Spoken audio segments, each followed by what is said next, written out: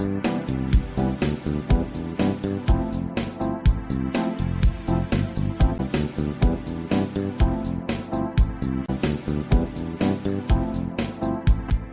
यज्ञ की इस अनोखी कक्षा में आपका स्वागत है।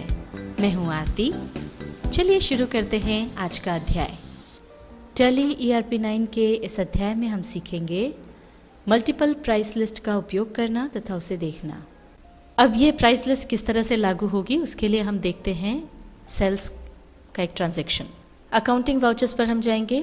अब हमको सेल्स वाउचर चाहिए, उसके लिए F8 की प्रेस करेंगे।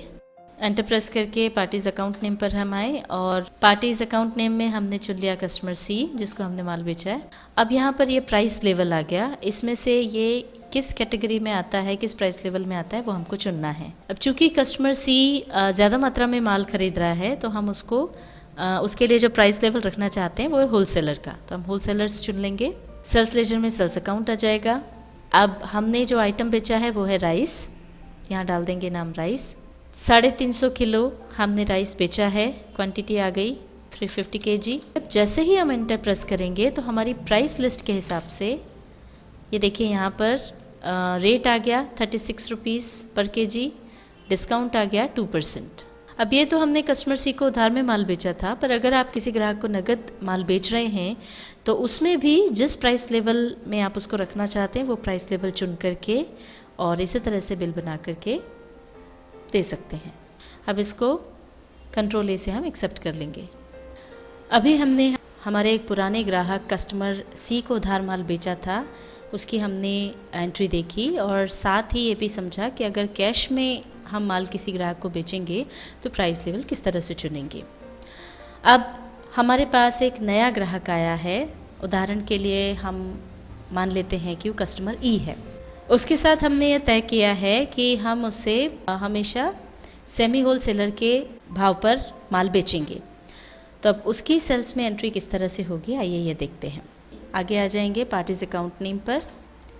अब यहाँ पर देखिए ये कस्टमर E का लेजर यहाँ नहीं है तो हम कस्टमर E का लेजर बना लेंगे।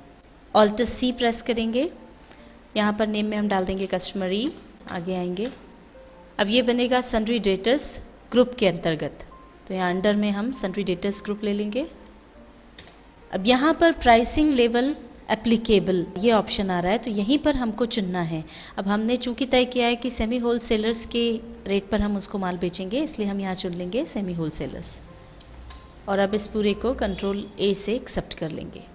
अब ये कस्टमर E का जो लेजर बनाया उसी में हमने प्राइस लेवल चुन लिया है, इसलिए यहाँ देखिए पार्टीज अकाउंट नेम में कस्टमर E का नाम आने के साथ ही प्राइस लेवल सेमी होलसेलर्स अपने आप यहाँ पर आ गया है। और अब जब भी हम कस्टमर E की एंट्री करेंगे तो प्राइस लेवल में सेमी होलसेलर अपने आप आ जाएगा। एंटर प्रेस करेंगे, सेल्स अकाउंट आ जाएगा। यहाँ पर नेम ऑफ आइटम में मान लीजिए हमने शुगर बेची 100 kg शुगर हमने बेची, तो देखिए सेमी होलसेलर्स के लिए जो भी रेट है वो यहाँ पर आ गया है और डिस्काउंट हमने 2% दिया है वो भी यहाँ पर आ गया है। अभी जो प्राइस लिस्ट हमने तैयार की है अगर हम उसको देखना चाहते हैं तो प्राइस लिस्ट हम दो तरह से देख सकते हैं।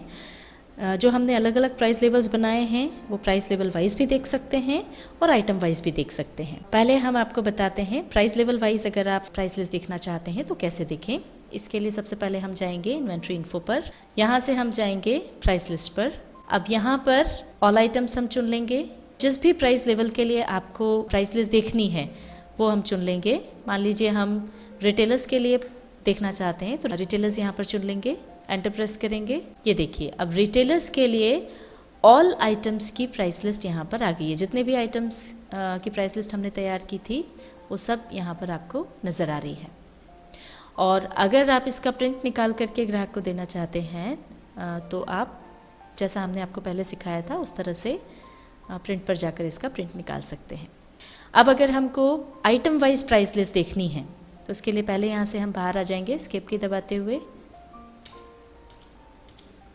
ये गेटवे ऑफ टैली पर हम आ जाएंगे और यहाँ से अब हम जाएंगे डिस्प्ले पर।